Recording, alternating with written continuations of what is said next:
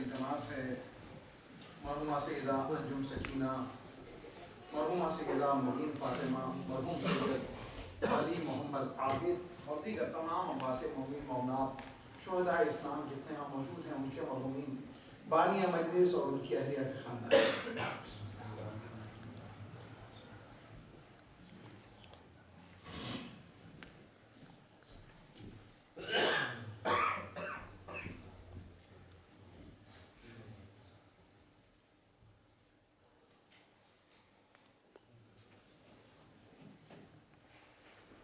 لا حول ولا قوة إلا بالله العلي العظيم.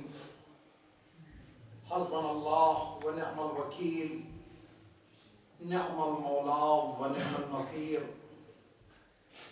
أعوذ بالله من الشيطان الرجيم، بسم الله الرحمن الرحيم.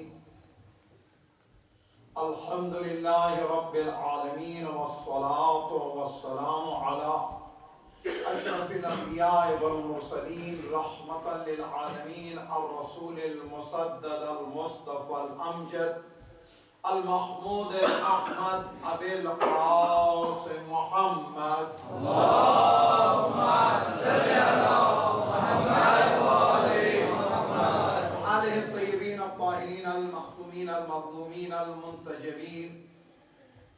أما بعد، فقد قال الله تبارك وتعالى في كتاب الحكيم وفرقان الحميد وقوله الحق. بسم الله الرحمن الرحيم. يا أيها الذين آمنوا اصبروا وصابروا ورابطوا واتقوا الله لعلكم تفلحون. صلوات پڑھیے گا. اللهم صل على محمد وآل محمد. آج کی یہ مجلس اس امام سے منسوب ہے کہ جو واقعہ کربلا کے بعد 34 سال 15 دن تک حیات رہا اور ہر لمحے اپنے بابا کو یاد کرتے سونے والے کا پرسہ دینا ہے. لیکن آئیے مجلس میں چند تذکرات، چند درخواست اور اس کے بعد مسائل فراہم ہوں. چونکہ ظہر کا وقت بھی قریب ہونے کو ہے، بانی مجلس کی خواہش ہے ظہور امام زمانہ علیہ الصلوۃ والسلام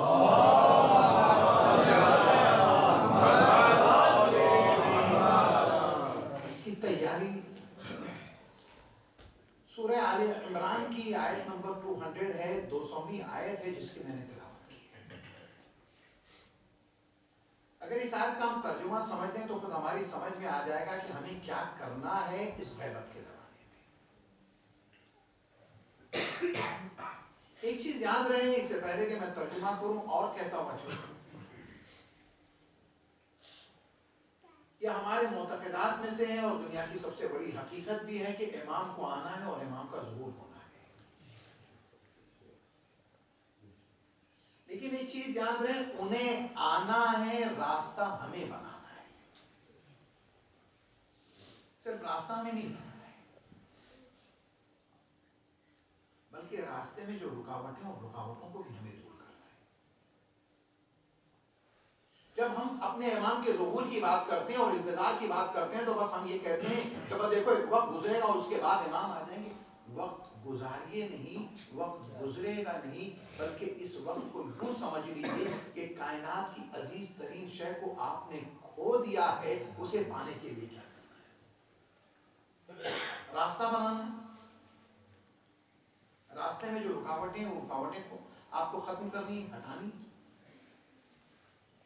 ساتھ ہی ساتھ اپنے آپ کو تیار کرنا ہے، اپنے گھر کو تیار کرنا ہے، معاشرے کو تیار کرنا ہے. اب ان تمہیدی جملوں کے بعد میں ترجمہ کر دوں اور اس کے بعد گفتگو کا سمجھنا آسان ہو جائے. کہا اے ایمان والو صبر کرو. جو کربلا سے بڑا کوئی واقعہ صبر کی مثال بن سکتا ہے. صابرین کا ماتم کرنے والے والے یہاں جمع ہیں کہ آنے والے امام کو جلد بلا سکیں، اور وہ بھی کس طرح سے؟ صبر کے اسلحے کے ذریعے سے. وہ صابر، اور لوگوں کو صبر کی تلقین کرتے ہیں. شکوے نہیں ہیں، شکایتیں نہیں ہیں، بلکہ کیا ہے؟ صبر کی تلقین کرتے ہیں. اچھا صبر کرنا ہے، صبر کی تلقین کرنا، اور اس کے بعد قرآن کہہ رہا ہے وَرَابِطُ، اور اپنے رشتے کو بہت مستحکم کرنا. اس لیے کہ اگر ہمارے رشتے کمزور ہوں گے تو یاد رکھیے گا اس متفرق امت کے درمیان امام نہیں ہے، اس منتشر امت کے درمیان امام نہیں ہے، اس بکھرے ہوئے مجمع کے درمیان امام نہیں آئیں گے. تو پتا چلا قوم کو متحد ہونا ہے، منتشر ہونا ہے نہیں، بلکہ اپنے آپ کو اور قریب کرنا ہے.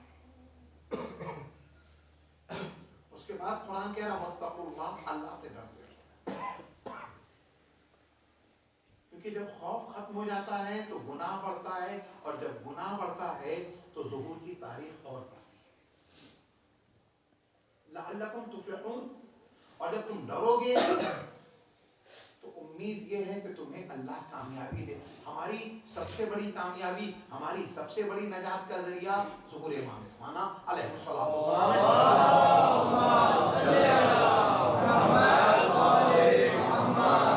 تو یہاں ہے کہ کچھ چیزیں ہمیں کرنی ہے، کچھ چیزیں نہیں کرنی ہے. جو کرنی ہے وہ راستہ بنانا ہے، جو ہٹانی ہے وہ راستے کی رکاوٹیں دور کرنی ہے. جو کرنی ہے اسی کو شریعت کی زبان میں واجب اور مستحب کہا جاتا ہے، اور جو نہیں کرنی ہے اسی کو شریعت کی زبان میں حرام اور مکروہ کہا جاتا ہے. اہل بیت کا چاہنے والا، اہل بیت کا چاہنے والا منتظر امام زمانہ وہ ہے کہ جس کا واجب بھی نہیں چھوٹتا، جو مستحب کو بھی نہیں ترک کرتا، جو حرام کو بھی نہیں انجام دیتا، جو مکروہ کے بھی قریب نہیں جاتا. عزیزان گرامی، یہ تربیت کی جاتی ہے تو کس طرح سے کی جاتی ہے؟ ہمارے دو عظیم مراجع گزرے ہیں، دو عظیم مجتہد گزرے ہیں، دو عظیم عالم دین گزرے ہیں. جب بھی مولا کائنات کے خطبات کی بات آتی ہے تو فوراً ذہن میں سید رضی آتے ہیں. جب بھی نہج البلاغہ کی بات آتی ہے تو آپ کے ذہن میں سید رضی آتے ہیں، اور جب بھی سید رضی کی بات آتی ہے تو اتنے لازم و ملزوم ہے سید رضی کہ سید رضی کے ساتھ سید مرتضیٰ کا تذکرہ ذہن میں آتا ہے. اللہ اکبر! کیوں سید رضی اور سید مرتضیٰ اتنے لازم و ملزوم ہو گئے؟ اس لیے کہ شہزادی نے اپنا بیٹا کہا، بیوی نے جنہیں اپنا بیٹا کہا اور شیخ مفید کے پاس لے کے آئیے وہ سید رضی، وہ سید مرتضیٰ. اللہ اکبر! جب ایک مرتبہ ماں نے اپنے ان نابالغ بچوں کو انعام دینا چاہا، انعام ایک تھا، بچے دو ہیں، کسی ایک کو دیا جائے گا. اب میرٹ کی بنیاد پر دیا جائے گا، جھکاؤ کی بنیاد پر نہیں. اس لیے کہ بچوں کی تربیت میں کئی مرتبہ مسئلہ یہ ہوتا ہے کہ ماں باپ اپنے بچوں کو خود تباہ کر لیتے. کب تباہ کر لیتے ہیں؟ بس کسی وجہ سے ان کی طرف جھکا ہو جاتا ہے. یاد رکھیں بے سبب جو جھکا ہو جاتا ہے، بچہ اگر اچھا پڑھتا ہے تو ٹھیک ہے آپ انکریج کیجیے، بچہ اگر نمازی ہے تو ضرور انکریج کیجیے، بچہ اگر صبح میں قرآن مجید کی تلاوت کرتا ہے تو ضرور انکریج کیجیے، بچہ دعائیں یاد کرتا ہے تو ضرور انکریج کیجیے. یاد رکھیے گا اگر بچے کو انکریج کر رہے ہوں گے قرآن پڑھنے کے اوپر، دعائیں پڑھنے کے اوپر، حفظ قرآن کے اوپر، مصائب پڑھنے کے اوپر، مجلس کا چھوٹا سا حصہ اس نے یاد کر لیا، آپ سینے سے لگا لیجیے میرے گھر میں ذاکر حسین پڑھ رہا. بچے نے جا کے سوز پڑھ لی. عزیزو یاد رکھیں یہ سوز جو آپ کے بچے نے پڑھی ہے یہ آپ کے لیے اس نے سامان مغفرت کر دیا. آپ کے بچے نے جا کے سینے پہ ماتم کر لیا ہے، ماتم کیا تو اس کا مطلب یہ کہ آپ کی بخشش کا سامان کر لیا. عزیزو ہمیں اپنے بچوں کی تربیت، دو بچوں کے درمیان امتیاز کب ہے؟ دینداری کی بنیاد پر ہے. امتیاز کب ہے؟ اہل بیت سے توسل کی بنیاد پر ہے. کب امتیاز ہے اس کو؟ کہ اس وقت امتیاز ہے جب اس نے دعائے امام زمانہ یاد کر. یہ ساری امتیاز کی تیاری ہے. بس تو امتیاز میرٹ اپنے بچوں کو عزت دی ہے. اب انعام ایک ہے، بچے دو ہیں. ماں کسے دے؟ ایک مرتبہ کہا اس بچے کو دوں گی جس نے واجب کبھی ترک نہیں کیا. تاریخ تو بتا دی بچے بالغ نہیں ہوئے. جب یہ بچے بالغ نہیں ہوئے تو ان بچوں کے درمیان واجب کی کیا بات نہیں. عزیزان گرامی یہیں پر کھڑے امام جعفر صادق علیہ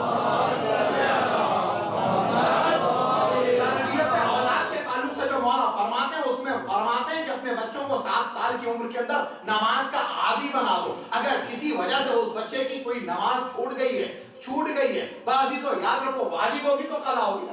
واجب ہی نہیں تو قضا کیسے؟ لیکن امام کیا فرماتے ہیں اگر اہمیت بتانا چاہتے ہو 7 سال کا بچہ ہے نماز چھوٹ گئی ماں نے کہہ دیا بچہ ہے چھوٹا ہے کوئی مسئلہ نہیں ابھی اس پر واجب نہیں ہے میں نے تو خود 25 سال کی عمر میں نماز پڑھنی شروع کر دی تو 7 سال کے بچے پہ ظلم ہوگا لیکن امام کیا فرماتے ہیں 7 سال کا بچہ ہے اگر نماز قضا کر دی ہے اس میں نہیں پڑھ سکا تو اس بچے کو قضا کی نیت سے واجب نہیں ہے لیکن پھر معصوم کے صحابی نے پوچھا مولا آخر کیوں تو امام نے فرمایا اگر بچپن سے مستحب کو واجب کی حیثیت دیتا آئے گا تو بڑے ہونے کے بعد واجب اس کی سمجھ میں آ جائے گا تو بڑے ہونے کے بعد واجب اس کی سمجھ میں آ جائے گا تو واجب اگر سمجھانا اپنے بچے کو تو بچپن سے اس طرح سے تربیت کرنی اس طرح سے امام کے سپاہی تیار کیے جاتے ہیں نحن جند لک فوقا اے مولا ہم آپ کے سپاہی ہیں مولا ہم آپ کے لشکر کے سپاہی ہیں تو سپاہی کو کیسا ہونا چاہیے سپاہی فجر جو ہے آدھے گھنٹے بعد نہیں پڑھتا سپاہی نماز ظہر کو جو ہے دیر سے نہیں پڑھتا بلکہ آخری زمانے میں غیبت کبریٰ کے اندر جو مختلف علامتیں بتائی گئی امام کے ظہور میں تاخیر کی اور ساتھ ہی ساتھ یہ بتایا گیا کہ کیا کیا ہوگا اس میں ایک چیز یہ بھی ہے لوگ غیر ضروری طور پہ نمازوں میں تاخیر کر رہے ہوں گے بات کر رہے ہیں نماز میں دیر ہو نہیں کئی مرتبہ نماز میں دیر ہو رہی مولانا نماز میں دیر اس لیے ہو رہی ہے کیونکہ ہم نماز کے مسئلے کو ہی ڈسکس کر رہے تھے ایک عجیب و غریب قسم کی دلیل آ گئی نماز کے مسئلے کو ڈسکس کر رہے تھے اور نماز کو دیر کر دی اللہ اکبر آئیے صادق آل محمد امام جعفر صادق علیہ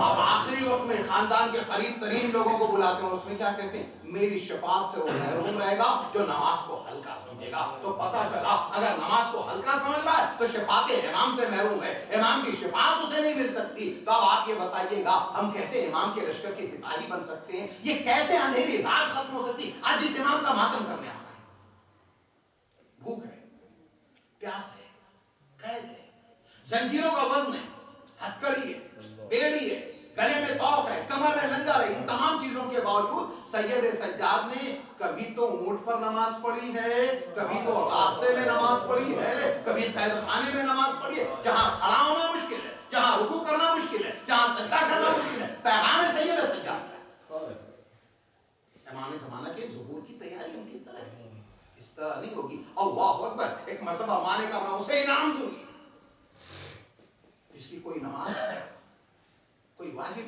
چھوٹا نہیں دونوں بچوں نے ہاتھ اٹھایا خدا کہے ہمارے گھروں کے بچے اس طرح اگر تیار ہو جائیں ظہور کی رانیں ہموار ہو جائیں گی بس دونوں بچوں نے ہاتھ اٹھایا ماں نے کہا میں اسے انعام دوں گی جس نے کوئی حرام نہیں کیا ہوگا ایک مرتبہ دونوں بچوں نے پھر ہاتھ اٹھایا پتا چلا راستہ بنانا بھی ہے رکاوٹیں دور بھی کرنی ہے گناہ رکاوٹ مکروہ رکاوٹ ہے اللہ اکبر حرام اور گناہ ہم دعائیں کر رہے ہیں امام آ جائیں ہمیں حکم بھی دیا گیا کہ امام کے ظہور کی دعا ہمیں حکم دیا گیا نماز امام زمانہ پڑھو ہمیں حکم دیا گیا دعائے حفاظت امام زمانہ پڑھو ہمیں حکم دیا گیا دعائے معرفت امام زمانہ پڑھو ہمیں حکم دیا گیا دعائے طویل عمر امام زمانہ پڑھو ہمیں حکم دیا گیا دعائے فرج امام زمانہ پڑھو ہمیں حکم دیا گیا دعائے غریب پڑھو ہمیں حکم دیا گیا دعائے نزبہ پڑھو ہمیں حکم دیا گیا زیارت جامعہ پڑھو ہمیں حکم دیا گیا زیارت آل یاسین پڑھو ہمیں حکم دیا گیا جمعے کے دن کی جو امام کی مخصوص زیارت ہے اس زیارت کو پڑھو یہ حکم دیا گیا جو نہیں کرتے ان کی بات نہیں کر رہا ہوں ان کی بات کر رہا ہوں جو دعائے نزبہ بھی پڑھ رہا ہے دعائے سماعت بھی پڑھ رہا ہے جشن کبیر بھی پڑھ رہا ہے دعائے حفاظت امام زمانہ بھی پڑھ رہا ہے اللہم کل ولی پڑھ رہا ہے آنکھوں سے آنسو جاری ہے دعائے نزبہ پڑھ رہا ہے اور اس کے بعد اس میں کہہ رہا یبن الحسن والحسین یبن ابناء الحسین گریہ کر رہا ہے العجل امام زمانہ پڑھ رہا ہے رو رہا ہے مولا کہاں ہے اس کے بعد مولا نہیں آ رہے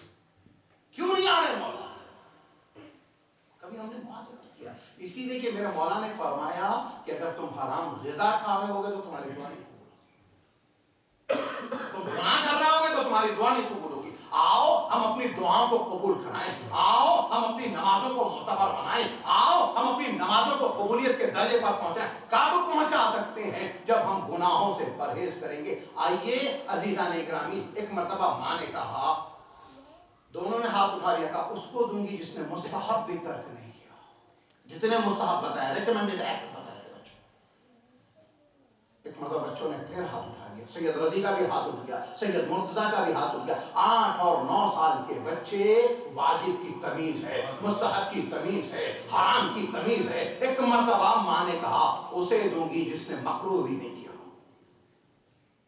سید رضی اور سید مرتضیٰ میں سید مرتضیٰ بڑے، سید مرتضیٰ کا ہاتھ اٹھ گیا، ماں نے انہیں انعام دے دیا۔ عزیزو اس طرح سے سپاہی تیار کیے جاتے ہیں۔ اچھا یہ سپاہی کب کے؟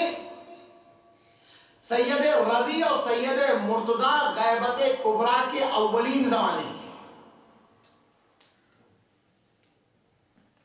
اولین زمانے کے جب یہ 2 سپاہی تھے۔ اچھا امام کو کتنے سپاہی چاہیے؟ 313 سپاہی، 313 تو ایک کیبنٹ لیول کے، اس کے بعد 10,000 آئیں گے جو امام کے ہاتھوں پر بیعت کریں گے۔ لیکن آپ اندازہ لگائیے ابتدائی دور میں ایک ماں نے ایسے بچوں کی تربیت کی، آج کیا ہماری اس طرح تربیت ہوئی ہے؟ کیا ہم نے ہمارے بچوں کی اس طرح تربیت کی؟ نہیں عزیزو، آگے بڑھیں۔ ہم نے کہا کہ واجبات کو ادا کرتے رہیں گے تو امام کے ظہور کا سویرا ہوگا، گناہوں سے بچیں گے تو امام کے ظہور کا سویرا ہوگا۔ یہیں پر عزیزو ایک مثال دے دیں تاکہ بچوں کی سمجھ میں آ جائے۔ مل کے صلوات پڑھیں گے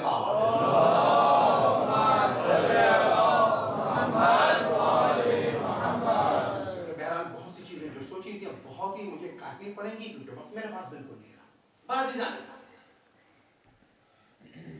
امام وعدہ کر کے گئے کہ آئیں گے، اور ساتھ ہی ساتھ ہمیں یہ حکم دیا گیا ہے کہ تم ہمارے لیے راہیں بناؤ تاکہ ہم حکم خدا سے آئیں۔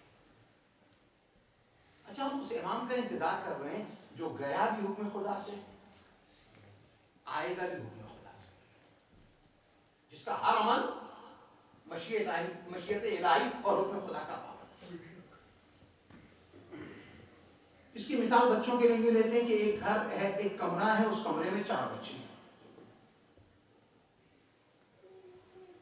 باپ جو ہے باہر سے دروازہ بند کر کے گیا ہے، اور اس میں سے ایک چھوٹی سی کھڑکی ہے جو بلندی پر ہے، بچوں کی نگاہ اس کی طرف نہیں ہے لیکن باپ وہاں سے دیکھ رہا ہے۔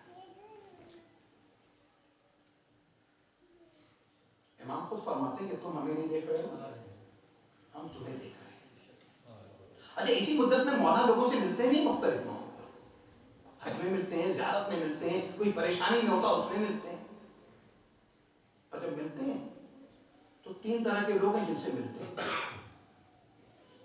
3 طرح کے لوگ ہیں جو جن سے ملے ان کی بھی قسمیں 3 ہیں۔ ایک وہ قسم ہے جن سے ملنے کے بعد اگر انہوں نے سوال کر لیا تو جواب میں کہتے ہیں میں تمہارا وقت کا امام ہوں، ایسے بہت سے واقعات ان کی بھی کرنا ہے۔ دوسرے وہ ہیں جنہیں وقت کا امام نہیں بتاتے ہیں، امام چلے جاتے ہیں، مدد ان کی ہو جاتی، پھر انہیں احساس ہوتا ہے، دائیں بائیں دیکھتے ہیں کہ جو آیا تھا مدد کر کے گیا ہے وہ وقت کے امام تھے۔ اور تیسرے جو ہیں ان کی معرفت کی راہ میں اتنی بڑی رکاوٹ ہے اور امام کی طرف سے ایسا کرم کا سلسلہ ہے، امام آتے ہیں مدد کر کے چلے جاتے ہیں، اسے احساس نہیں ہوتا کہ جو آیا تھا مدد کر کے گیا وہ وقت کا امام تھا۔ 2 تک تو آپ سمجھ میں آئے، تیسرا کب سمجھ میں آتا ہے؟ کہ تیسرے کے لیے کہ جب امام کا ظہور ہوگا، اجر اللہ تعالیٰ فرج شریف، مل کے صلوات پڑھے گا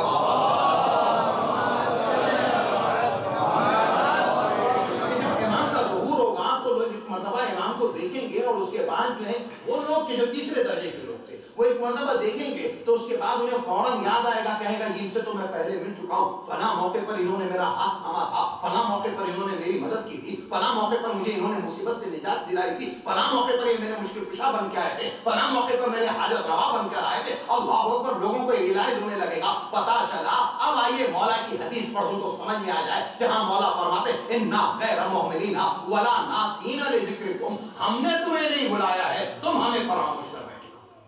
تو آؤ ان مجلسوں کے ذریعے سے امام کو یاد کریں، اور ذکر کس طرح سے ہو؟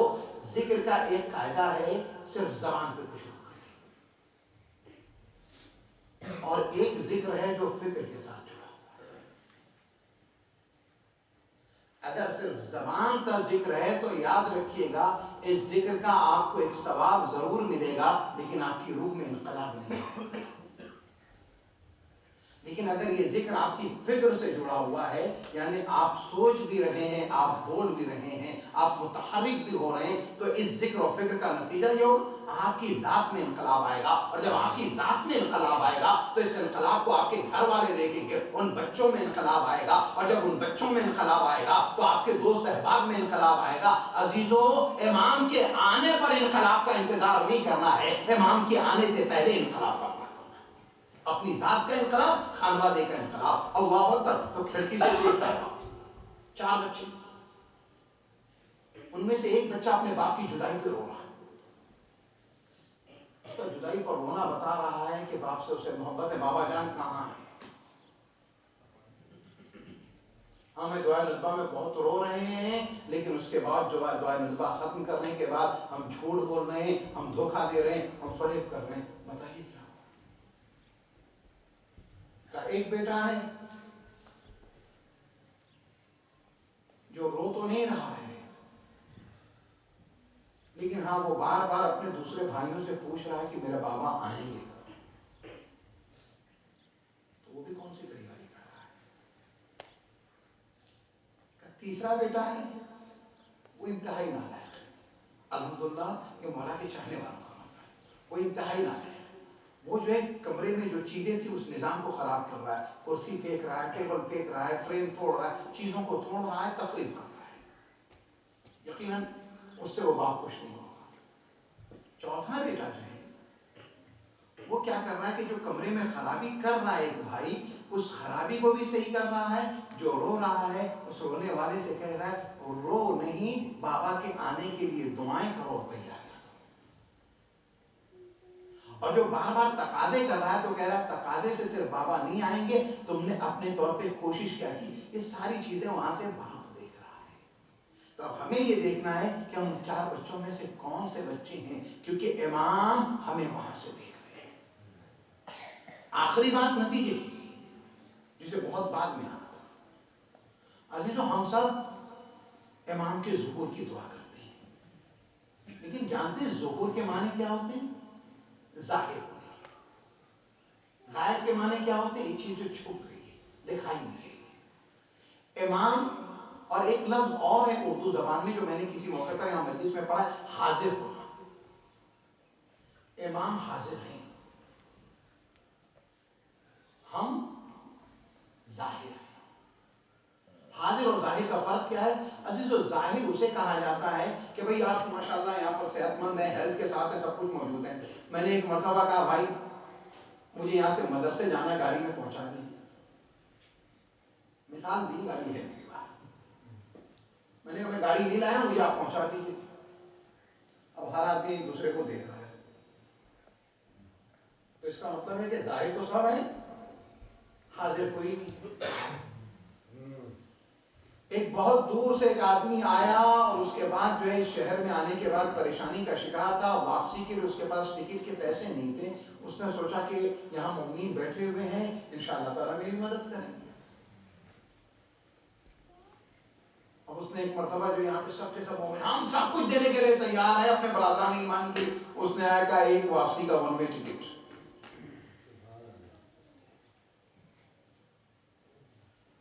جو مجمع یہاں بیٹھا تھا آہستہ سے دیکھا 2-4 لوگ رہ گئے، اور 2-4 لوگ کس طرح بیٹھے ہوئے،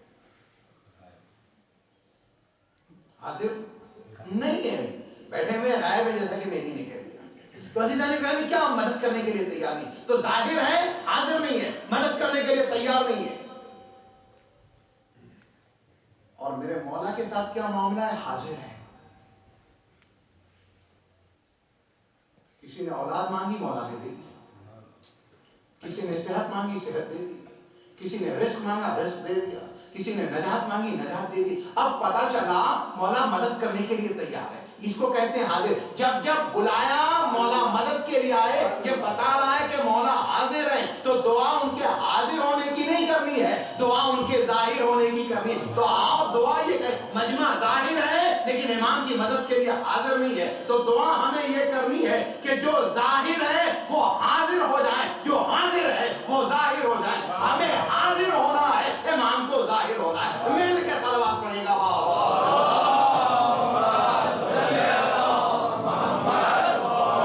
محمد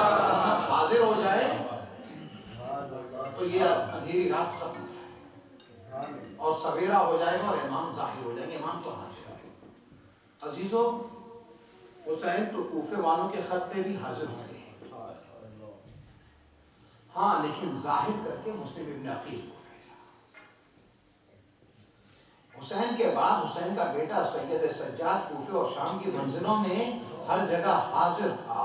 لیکن اللہ اکبر، امت نے کیا دیا سید سجاد کو، امت نے کیا دیا علی کے لال کو، امت نے کیا دیا. ہاں عزیزو سید سجاد کو کیا ملا؟ سید سجاد نے غش سے آنکھیں اگر کھولی تو دیکھا کہ خیموں میں آگ لگ رہی ہے. سید سجاد نے غش سے آنکھیں کھولی تو کیا دیکھا؟ بیویاں ہیں، ان کے سر پہ چادر نہیں ہے. ارے سید سجاد کو جب غش سے پھوپھی نے بیدار کیا، اعلان کیا قیامت آ گئی ہے، اس لیے کہ فرات کا پانی نیزوں چل رہا ہے. اے لال آفتاب کو گہن لگ گیا ہے، سیاہ آندھیاں چل گئی، لال کیا قیامت آ گئی. دیکھو سید سجاد نے کہا پھوپھی اماں خیمے کا پردہ ہٹائیے. زینب نے جب خیمے کا پردہ ہٹایا تو خدا کسی بیمار بیٹے کو یہ منظر نہ دکھائے جو سید سجاد نے دیکھا. نوکے نیزہ پر ایک سر بلند ہے، ارے گردن سے خون جاری ہے، داڑھی خون سے رنگین ہے. ارے یہ تو میرے بابا کا سر ہے. امام نے ایک مرتبہ کہا السلام علیکم یا ابا عبداللہ، السلام علیکم یا ابن رسول اللہ.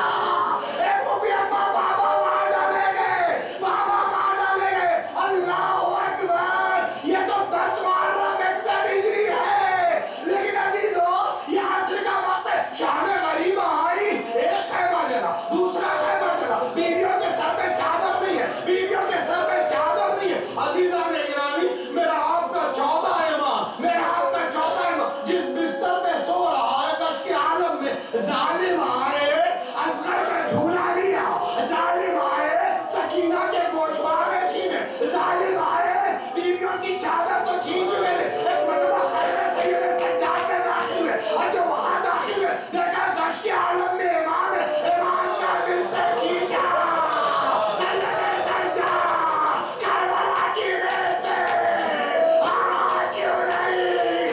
اس لیے کہ باپ بھی خاکے کربلا پر، بھائی بھی خاکے کربلا پر، چچا بھی ریختارے کربلا پر. سید سجاد گش کے عالم میں ریختارے کربلا پہ آرام کرے. اللہ اکبر، اللہ اکبر. پھوپھی خیمے سے لے کے آ گئی. لیکن عزیزو شام غریبہ میں ظالم جو آئے تو خط سے سید سجاد کو بیدار کیا تو اس طرح کیا